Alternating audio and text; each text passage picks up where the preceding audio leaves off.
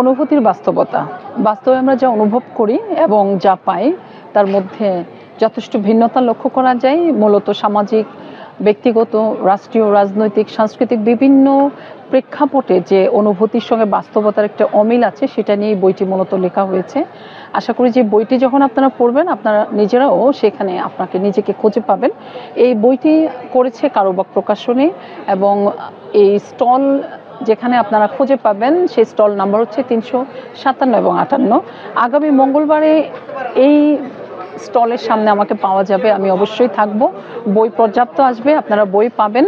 তবে এই চমৎকার প্রচ্ছদের বইটি আপনারা যদি সংগ্রহ করতে চান তাহলে অবশ্যই আসতে হবে এবং লেখকের অটোগ্রাফ সহ যদি বইটি পেতে চান তাহলে মঙ্গলবার আসতে পারেন। মঙ্গলবার অ্যাভেইলেবল থাকবো, আপনারা আসবেন, দেখা হবে, বই কিনবেন, বই পড়বেন। সবাই ভালো থাকুন।